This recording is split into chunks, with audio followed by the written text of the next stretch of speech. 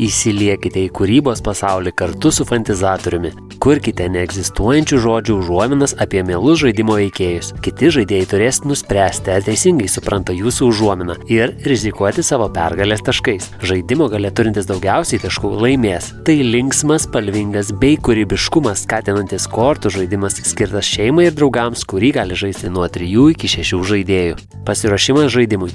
Paruoškite pergalės taškų banką. Išdėliokite po 2 kiekvienos taškų vertės kortas. Išmaišykite ir suformuokite veikėjų ir užduočių kortų kaladės.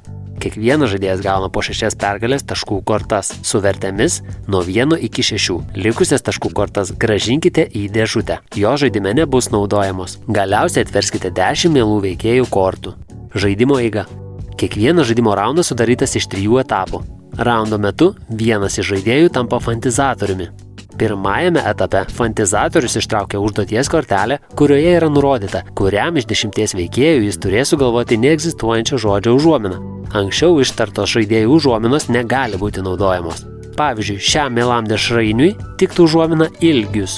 Atkreipkite dėmesį, kad šis apibūdinimas tinka ir dar porai kortelių. Taip yra todėl, kad fantizatoriui didžiausia nauda bus tuomet, jeigu jo užuominos kortą atspės tik 3 spėjikas, bet apie tai truputį vėliau. Antrajame etape likę žaidėjai turi nuspręsti, kiek yra įsitikinę savo atsakymų ir slapta dėti užverstas pergalės taškų korteles iš savo rankos. Tvirtai įsitikinę savo atsakymų dės didesnės vertės korteles, mažiau užtikrinti mažesnės. Kiekvienas žaidėjas turi padėti bent po 1 kortą, jų vertė ir kiekis nėra ribojami.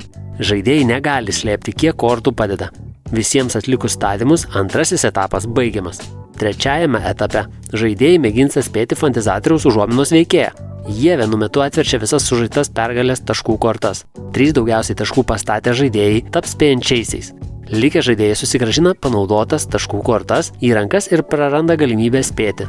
Dėmesio, žaidėjas pastatęs visas likusias savo taškų kortas ir nepatekęs tarp 3 spėjančiųjų žaidėjų, kaip paguodos prizą gauna didžiausios vertės banko taškų kortą savo į ranką. Pirmasis spėja daugiausiai taškų pastatęs žaidėjas. Jeigu jis neatspėja, savo spėjimą patikė kitas daugiausiai taškų pastatęs žaidėjas ir taip toliau. Jeigu žaidėjai pastatė vienodą taškų skaičių, jie atlieka papildomą taškų statymą. Esant vienodam rezultatui, statymai gali būti papildomi iki 3 kartų. Po 3 papildymo vienodą taškų skaičių pastatę žaidėjai pasiima išmestas kortas ir statymus atlieka iš naujo. Tų žaidėjų, kurių statymo taškų suma nesutapo su kitų žaidėjų statymais, eilė pateikti atsakymą nesikeičia net po papildomų ar pakartotinių statymų. Atspėjęs žaidėjas pelno tiek taškų, kiek buvo pastatęs. Jis iš taškų banko nedelsiant į ranką pasiima atitinkamos vertės kortą bei susigrąžina visus savo pastatytus taškus. Iš taškų banko paimti galima tik 1 kortą, kurios vertė artimiausia laimėtų taškų sumai. Pavyzdžiui, pastatęs 5 ir 6 taškus, žaidėjas pasiima 10 taškų kortą. Nesant banke laimėtos taškų kortos, paimkite artimiausią didesnės vertės kortą. Vienam iš žaidėjų atspėjus teisingai, prieš tai neteisingai įspėję žaidėjai praranda savo pastatytus taškus, kurie keliauja į banką. Dėmesio, prieš prarandant taškus pirmiausia leiskit fantizatoriui pasiimti savo laimėjimą ir tik tuomet sudėkite praloštus taškus pagal jų vertes. Nepamirškite, jog žaidėjas praradęs visas savo turimas kortas iškrenta iš žaidimo, tad žaiskite atsakingai. Žaidėjai, kuriems neteko spėti, susigrąžina savo kortas į rankas. Fantizatoriaus laimikis priklauso nuo to, kelintas žaidėjas atspėjo jo užuominą. Pavykus atspėti iš pirmojo karto, fantizatorius gaus pirmosios pozicijos pergalės taškų kortą. Atspėjus antrajam žaidėjui, fantizatorius laimės antrosios pozicijos pergalės taškų kortą. Galiausiai atspėjus tik trečiam žaidėjui, fantizatorius gaus didžiausią laimėjimą – 3 pozicijos pergalės taškų kortą, kurią pasiims tiesiai iš banko. Dėmesio, pasibaigus kurios nors rūšies taškų kortoms, pozicijų vertės augs. Nepavykus atspėti trečiajam spėjikui, fantizatorius praras 3 pozicijos pergalės taškų kortą iš savo rankos, o likę žaidėjai susigrąžins savo sužaistas kortas. Jeigu fantizatorius rankoje neturi tokios pat vertės kortos, jis turi išmesti 1 didesnės vertės kortą. Jeigu neturi ir tokios kortos, išmeta didžiausios vertės kortą iš turimų. Visiems žaidėjams atlikus 3 etapo veiksmus, fantizatorius parodo savo užduoties kortą, įdeda ją į užduočių kortų kaladę ir ją visą permaišo. Užduoties kortoje nurodytą veikėją išmeskite į panaudotų kortų krūvelę ir atverskite naujo veikėjo kortą. Visiems žaidėjams fantizatoriumi pabuvus 2 kartus, žaidimas baigiamas ir skaičiuojami pergalės taškai esantys žaidėjų rankose. Daugiausiai surinkęs pergalės taškų laimi. Lygiųjų atveju laimi daugiau kortų turintis žaidėjas. Žaidimo eiga 3 žaidėjams.